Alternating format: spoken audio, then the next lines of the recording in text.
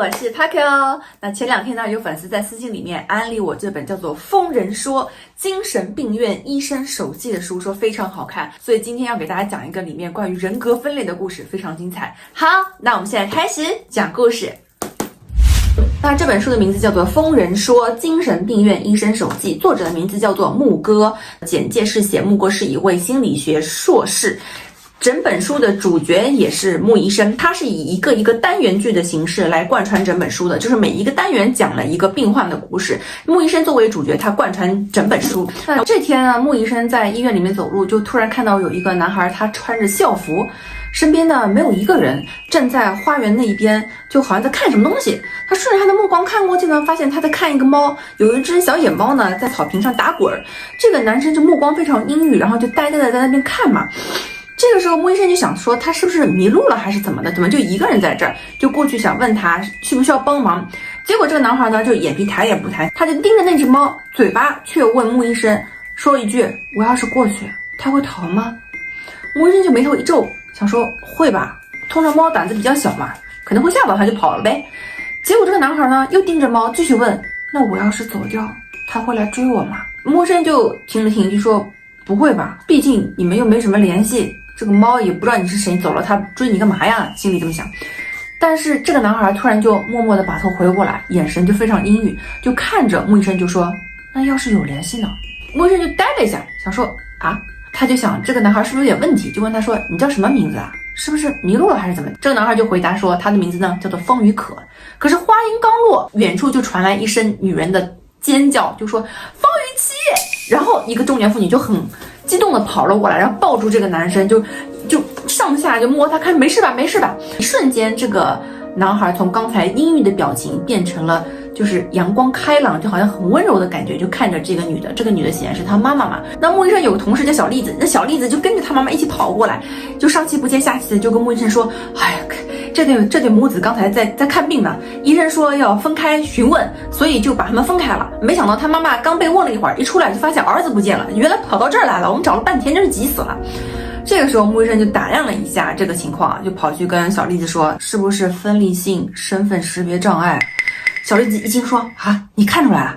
说着就写道，分离性身份识别障碍，俗称多重人格，猜出来并不难。这个男孩口中不同的名字，先后截然不同的性格，再加上他母亲对他的态度，很多人因为影视作品对多重人格有误解，觉得那是从一个人格转变到另外一个人格需要很长的时间和反应夸张，因为影视作品中总是需要这个时刻来拖长，达到戏剧性的效果。但其实没有，人格的转换只在一瞬间就可以完成了。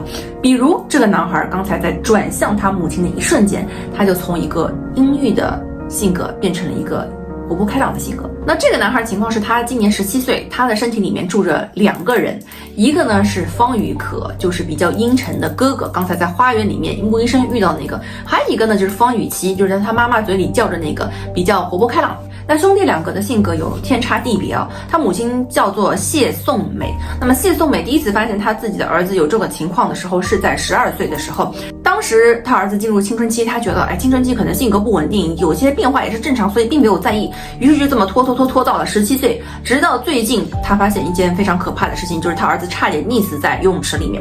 就他的儿子方以琪是一个不会游泳的人，但是他却自己跑去了游泳，他觉得是他体内的另外一个人格出了问题，带他去游泳。所以看着儿子差点淹死在游泳池里，谢颂美就觉得这个事情不能再拖了，于是就跑来看医生了。那么主治医生姓王，是王主任。王主任就问了很多问题，这个谢颂美就好像提前都准备好似的，一问一答非常的流利，以至于王主任就有点奇怪，怀疑他呢是存在虐童倾向，就那么顺嘴提了一句，没想到这个谢颂美就跳脚了。怎么可能？我们母子关系一直很好，我怎么会虐待我儿子呢？您别激动，我只是照例询问一下。通常呢，多重人格的患者都是因为童年遭受到了虐待，所以才会分裂出另外一个人格来保护自己，避免痛苦。如果没有的话，您就说没有就行。没有的，不信你问问孩子，我儿子撒谎的话，天打5雷劈。医生啊，这个病到底能不能治？雨琦明年就要高考了，我不想这个事情影响到他呀。具体这个情况呢，我们还要做一些测试和检查，来看一下他是不是真的多重人格，还是装的。那之所以要去查一下他是不是装的，是因为其实很多患者他在遇到一些问题的时候，他会假装自己有多重人格。就比如说犯罪分子他杀的人，他会满嘴胡诌，就是说我杀人的时候什么都不记得了，好像就变成另外一个人了，我有多重人格，是那个人杀的，跟我没有关系。或者就是青春期的孩子呢，他为了逃避那种课业的压力，他会说自己有很多人格，有的人格不想学习，有的人格不想面对家庭，就是各种各样的谎言都会有，所以一定要经过正规的测试。那么负责测试的这个医生叫做韩依依，韩依依给方雨琦做了完善的测试，测试结果很快就出来了。韩依依说他的确是有多重人格，但是呢他只有一个副人格，就通常有这个病的人他可能会有很多个人格，分裂出6、7、8，有10几个、20几个都有，但是在方雨琦的这个 case 里面，他只有一个副人格，就是他分裂的这个叫做哥哥的方雨可。在等检查报告的时候呢，穆医生就在外面和方雨琦在一起嘛。那么方雨琦就很好奇，这个时候他是那个阳光开朗的弟弟，他就凑过去问穆医生说：“医生姐姐，你真的刚才跟我哥哥说话了吗？”穆医生就觉得有点奇怪，觉得他这个哥哥叫得可亲切了，好像非常认可自己身体里面有这样哥哥的这样一个人格。于是他就说：“对，说话了，怎么了？”方雨琦就说：“没什么。”我觉得挺好的，因为我哥哥除了我之外，他平时都不和别人说话的。穆医生就眉头一皱，意思就是说你们两个还对话，你们俩怎么对话的？平时？方雨琦就说了，我们照镜子或者写日记的时候。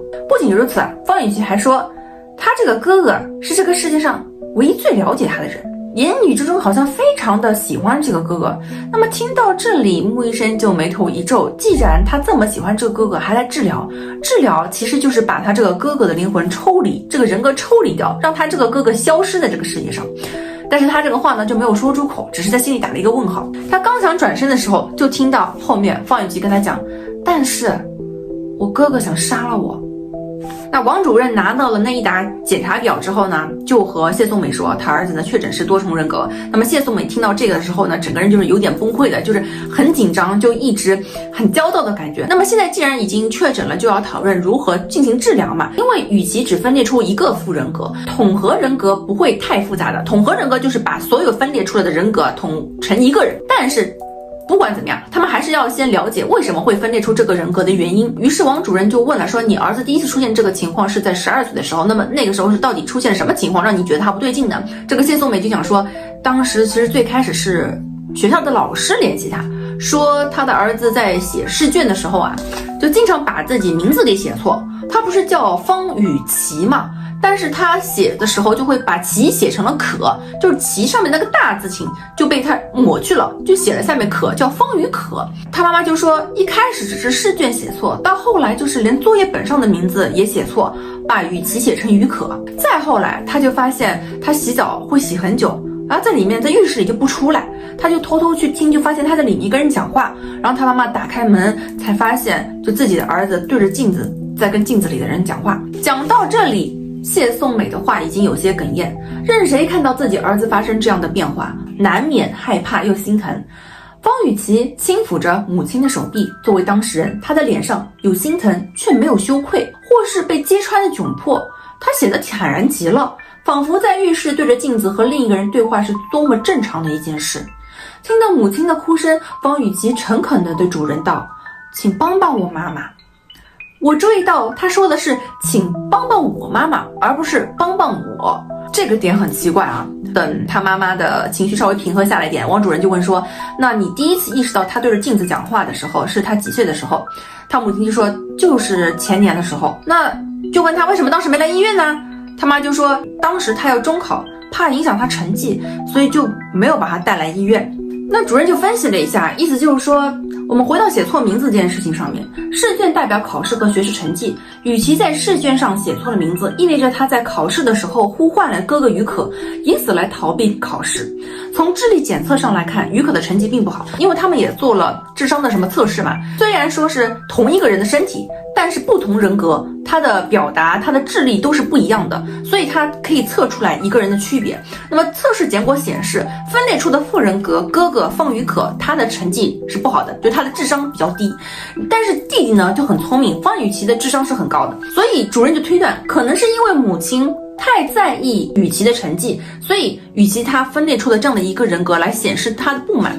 那穆医生在旁边听着，觉得基本上这个道理也是说得通的，因为你想嘛，奇怪的奇，它上面不是一个大嘛，他把大给拿掉了，所以就是说，他可能是因为学习压力很大，呼唤出了哥哥这样子一个人格来保护自己，并且以让哥哥这种成绩差的行为来代替自己考试取得一个差的成绩，这种结果来向母亲抗议他对这些的东西的不服从。所以随着高考的慢慢临近，那么哥哥于可的这个人格出现的越发频繁，也就代表着弟弟与其压力越来越大，所以这一系列呢也说得通。那么听到这里，母亲就非常难过，感觉好像就是自己把他逼得太紧了。但是当王主任在问一些其他问题的时候，问他那你还有什么其他情况吗？他妈妈就说没有了。穆医生总觉得呢，他好像在隐瞒些什么东西。总而言之，第一次问诊嘛，就先这样结束了。那么穆医生的同事小栗子就先带母亲去开药，男孩方一起跟穆医生就在问诊室里面坐着。这个时候四下没人嘛，所以穆医生就问方雨琦说：“方雨琦，你刚才说请帮帮你妈妈，不是帮帮你，所以你来这里只是想帮妈妈，你自己不希望方雨可消失。”医生姐姐，你有兄弟姐妹吗？他们会希望你消失吗？不好说，我有个弟弟，我经常揍他，搞不好他希望我消失呢。我哥哥对我很好的，他对我非常好。有多好？好到把你推进游泳池？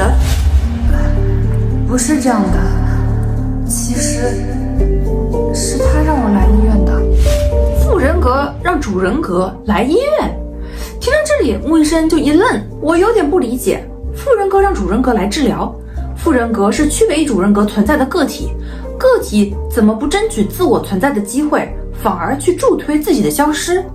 我刚想细问，却发现方雨琦的脸逐渐阴沉下来，眼角微吊着，抿着唇，整个人的气场和先前完全不同。没错，就是这一秒，一瞬间，哥哥方雨可的人格显现。刚才看着他跟他讲话的是方雨琦，但是就他晃神的那一秒，哥哥方雨可出现。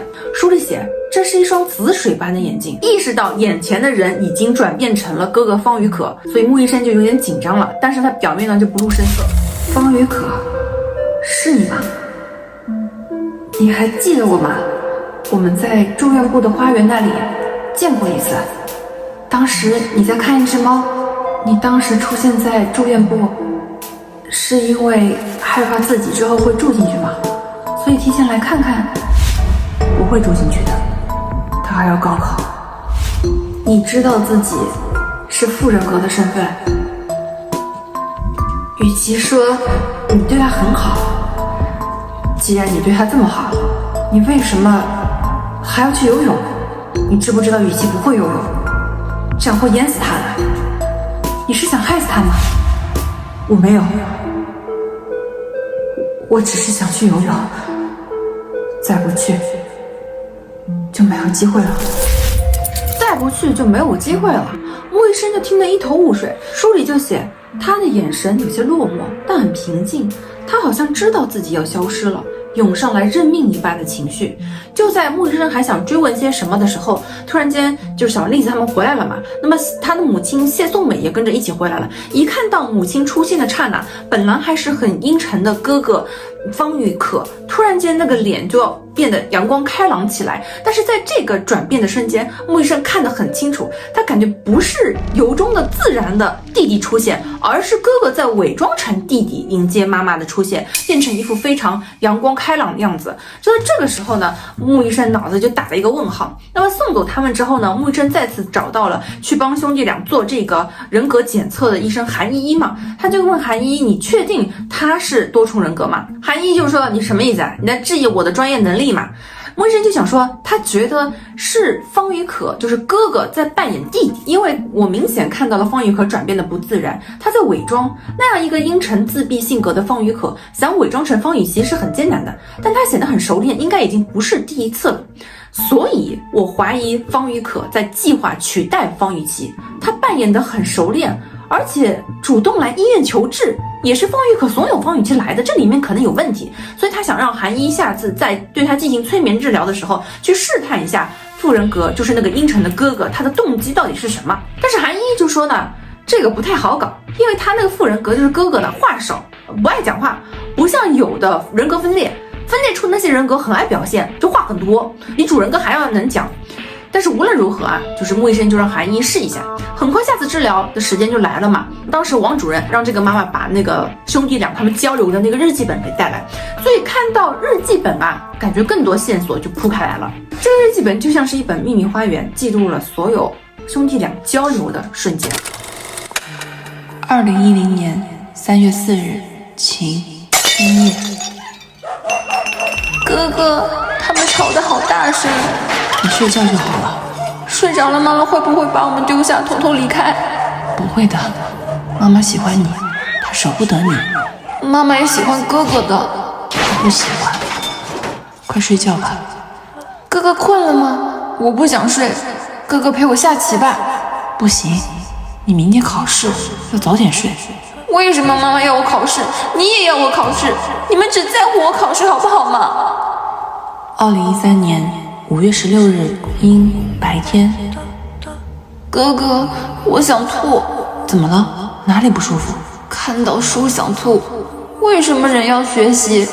熬过中考，熬高考，熬过高考，熬大学，有什么意思呢？就为了毕业以后变成像那个人一样的东西吗？你这些话不能跟妈妈说。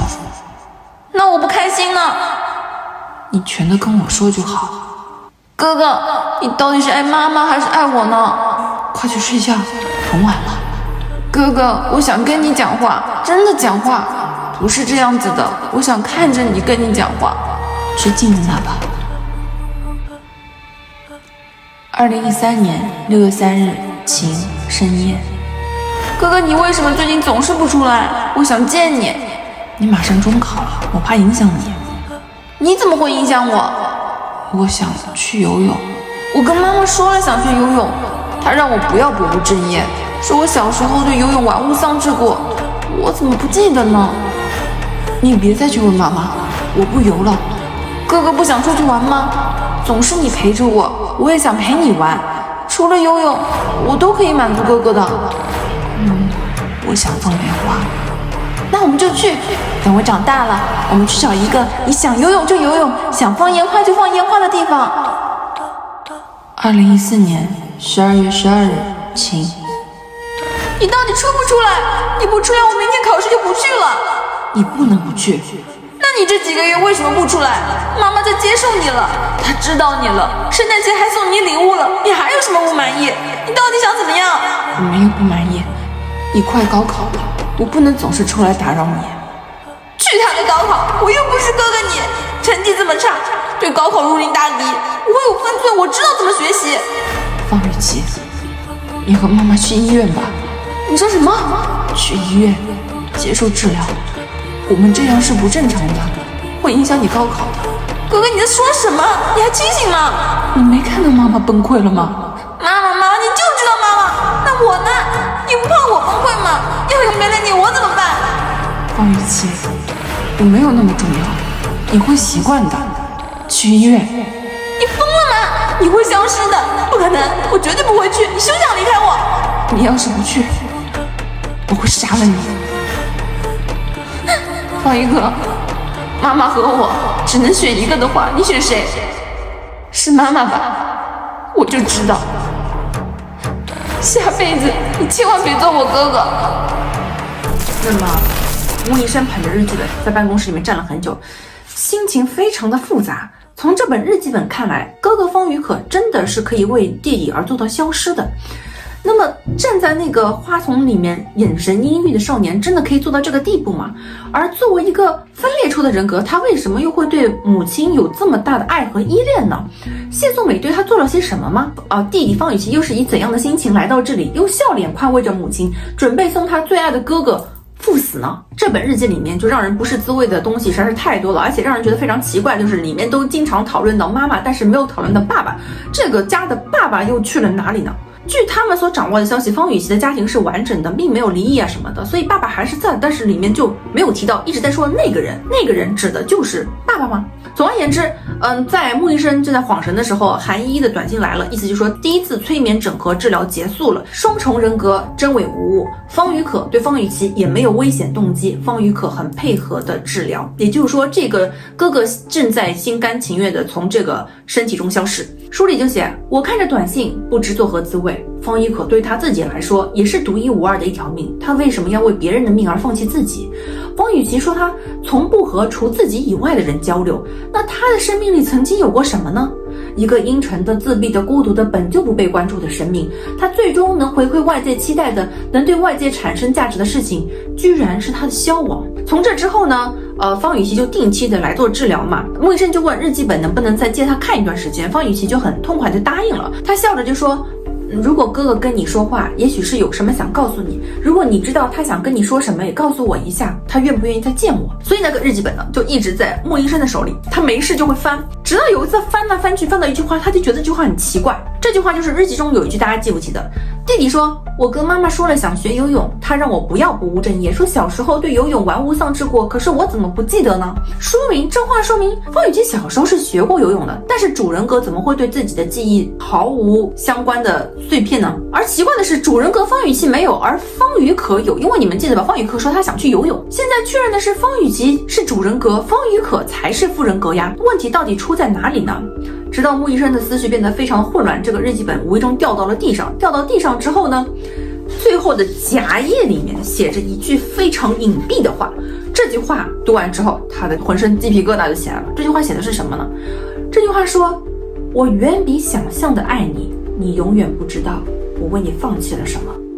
这个字迹是哥哥方宇可的字迹，结合之前很多的猜测，穆医生突然有了一个不好的预感，他必须抓紧时间来验证他这个预感。因为治疗的过程当中非常顺利，每一次催眠整合治疗，哥哥方宇可都非常配合，所以基本上已经他很少出现在方雨琦的这个身体当中了。那么很快就到了最后一次催眠整合治疗，韩依依就说，希望最后一次有一点仪式感，然后彻底跟方宇可告别，让他从这个身体里面消失。那么希望最后一次能够在家里进行，因为是患者他熟悉的场景。但是这个妈妈就是谢颂美就说，去家里不方便，因为他爸爸在家。然后至此呢，医生们才知道母亲从头到尾就是把带孩子来看病这个事情是瞒着他父亲的，他爸爸一直都不知道自己儿子有这样的一个情况。在爸爸的眼里，自己的儿子方雨琦就是个阳光开朗的好少年，他根本不知道儿子出现了分裂。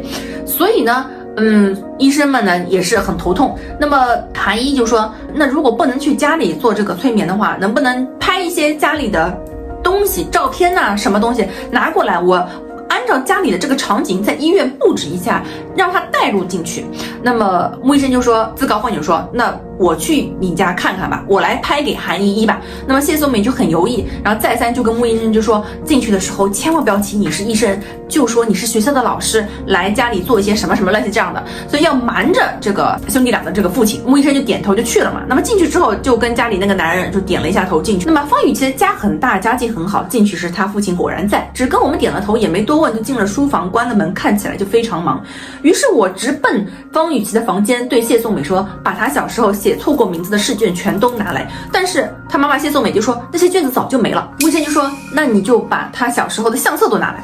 然后他母亲就去拿了嘛。那么去拿的时候，穆医生就带着小栗子赶紧在房间里面开始搜，就开始翻了。小栗子就说，你在翻什么？穆医生就说，快赶紧把他以前的卷子翻一翻，看看有没有任何可以用到的东西。那小栗子看他那么紧张，也就赶紧开始帮忙翻了嘛。在这个过程当中呢，就穆医生就不小心踢了一下，就是他书桌下面的一个就垫脚的东西，仔细一看，那是一本很小的一个黑色的本子。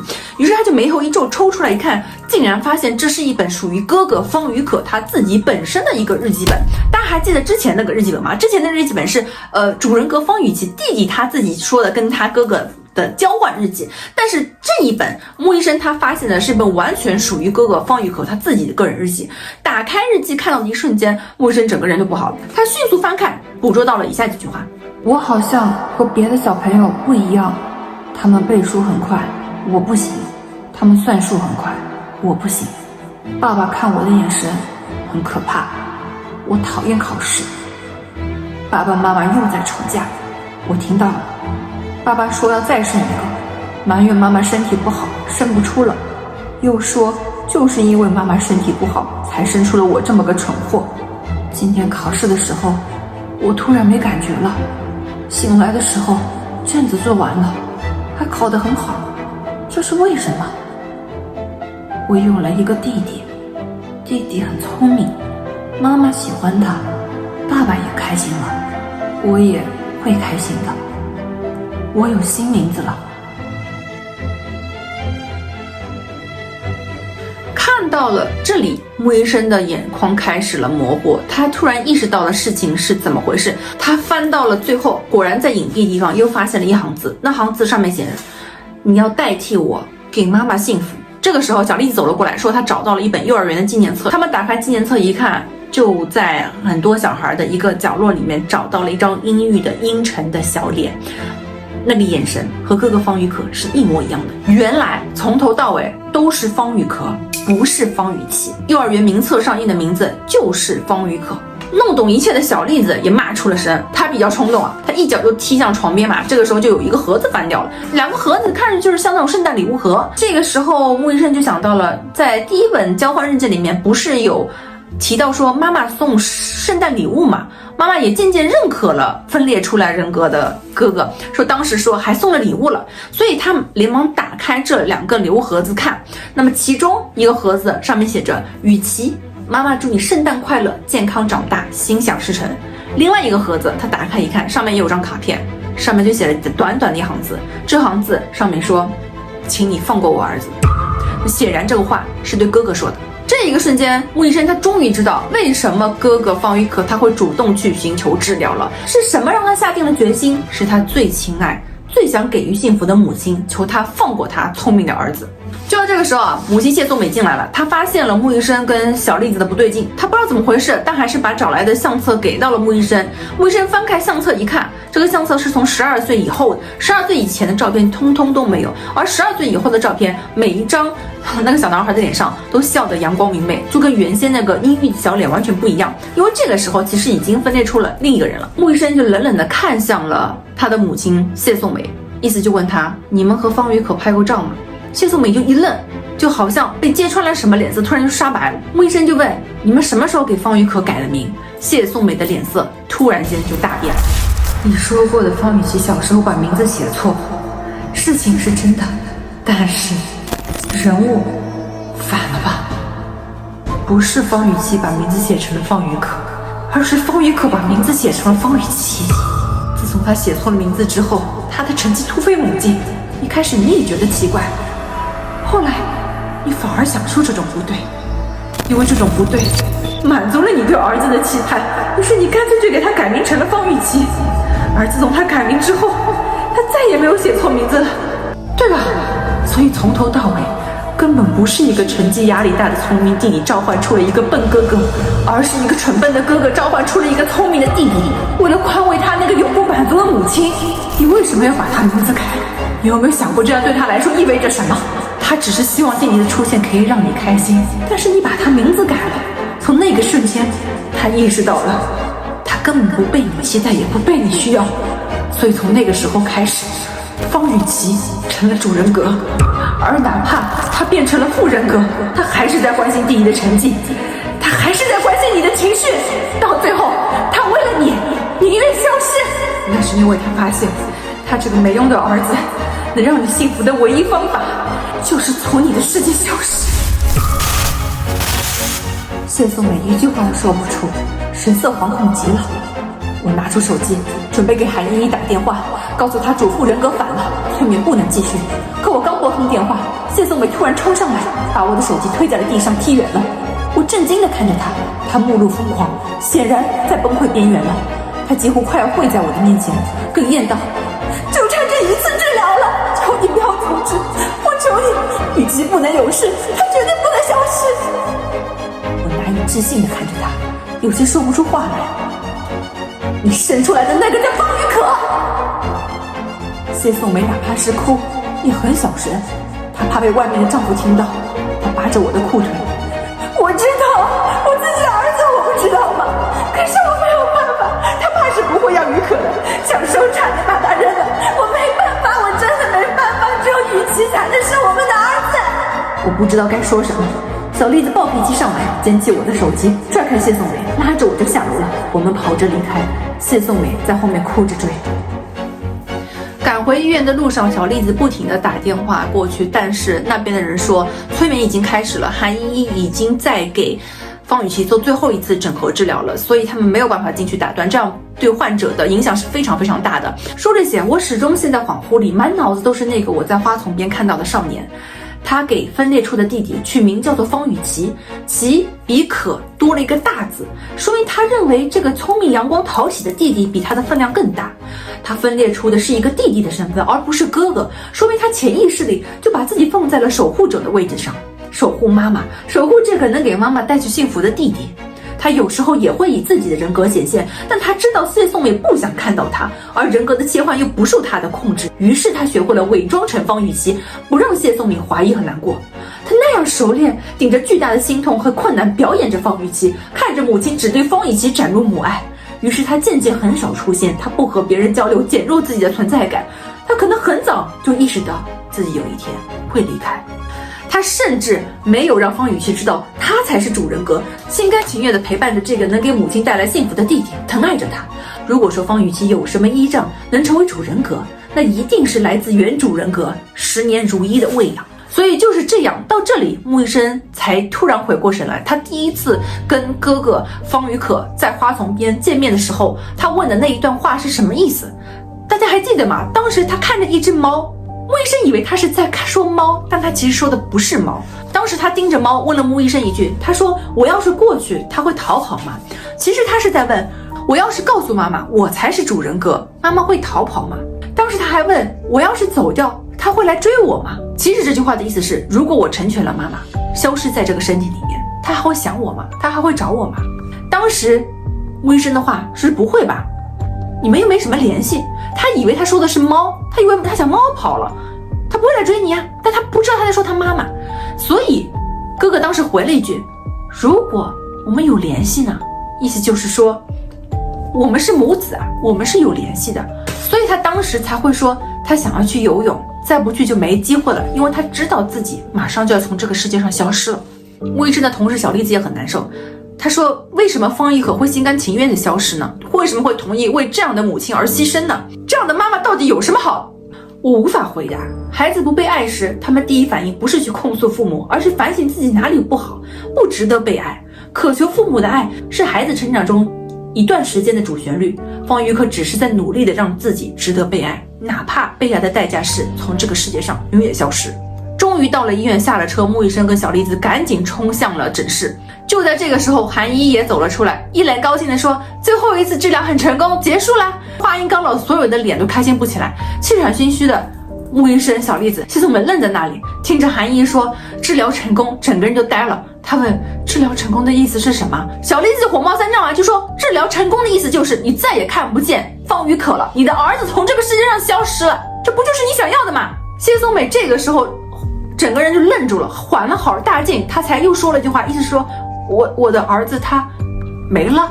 小栗子听得火更大，干脆就不想理他了。穆医生站在一边就一言不发，看着谢颂美突然哗的一下整个人就爆哭起来。小栗子就吓了一跳，就想说他怎么还有脸哭。谢颂美越哭越大声，好像他想把这辈子的委屈都哭干净。穆医生蹲下来对谢颂美说，方玉可没有消失。谢颂美就抬起了满是泪痕的脸，他看着他，听到穆医生继续说，治疗是把分裂的人格整合了，他只是被整合进了方雨琦的人格，他俩现在合二为一，都是你的儿子，依然是你的儿子，再也不会有危险了，他们都能健康成长，这是好事。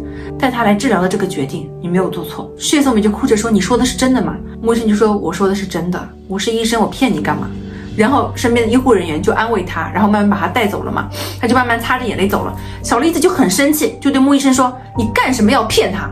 你明明知道这些不是真的，你让他好受干嘛？他要知道自己到底做了些什么事情。但这个时候穆医生就整个人很疲倦，他就跟小栗子说，你现在让他难受又能怎么样呢？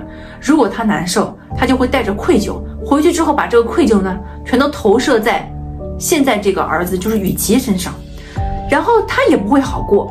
你知道一个孩子他幸福的前提是什么吗？一个孩子幸福的前提就是他的母亲也幸福。如果一个妈妈每天活在不幸里面，她的孩子是不会开心的。所以事已至此了，他只能安慰谢颂美，这样哥哥才没白走，不然留下的就是一对痛苦的母子。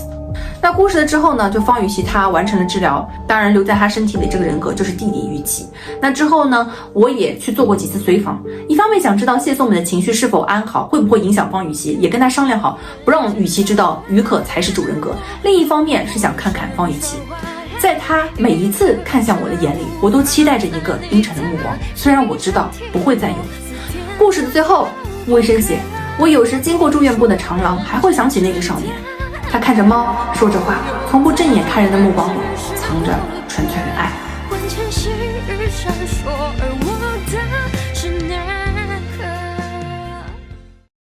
这个故事到这里就结束了，不知道大家觉得怎么样呢？看到最后才发现，他的母题其实是在讨论关于亲情的这种爱的话题。那我第一次看完觉得这故事，还挺好的，心情挺复杂，因为我看了第一、第二个故事实在是不怎么样，第三个故事就这个故事我觉得还不错。后来呢，我就去搜了一下这本书的一个豆瓣的评分，就发现它的评论非常的两极分化，就是有很多人在骂，有很多人在说好，骂的人就主要原因就说他在误导人。后来我想，怎么回事？于是我去仔细研读了一下，顺便看了一下他这个上架建议，我就知道，破案了，原来问题在这里。他这个书的上架建议是心理学，就是他写了心理学，然后他的名字又叫做《精神病院医生手记》。其实它是有一点点误导向的，因为我刚开始翻看前面一点，也以为他是一个真实的精神科医生，然后每个故事都是他的真实病患的案例改编的。看前几个的确以为是这样，但是当我后面看到第7、8个故事，我就知道问题症结在哪了，就是他每个案子，比方说 A、B、C、D 里面出现的这个病患，到最后他其实都是有连结的，他上后面甚至还有一个大 boss， 就是这个大 boss 也是这个病院里面的其中的一个病患，甚至这个医生木哥本人他也是这盘棋局里面的一个棋子。这么一来，它其实就是一个纯纯的小说，它是一个虚构的东西，它是个 fiction， 它不能当做一个心理学的上架建议放在那里卖的，我是觉得这样不太妥的。所以我们就辩证的说，从故事情节，如果把它当成一个小说作品，故事情节它虚构程度来讲，我觉得是挺精彩的。就我们今天讲这个故事，兄弟俩，我觉得也挺好看。但如果你把它当成那种专业的想寻求帮助的精神类或者心理学类的作品，我是不建议是这么看待的。我觉得还是应该把它当成一个虚构型的作品来看就好了。如果说今天的观众本身的确是有这方面的精神疾病的问题，或者说是一些心理疾病的问题，我建议一定要去寻求专业的医院、专业的医生，不可以把这个书当成就是一个参考资料来看啊，还是当小说作品来看会更合适一点。那里面的其他故事也非常精彩，如果大家说只是说图个乐子，还想听听里面其他的故事的话，可以给我留言。 OK， 以上就是今天的内容啦，我是 Paco， 我们下个故事里的精彩世界再见吧，拜拜。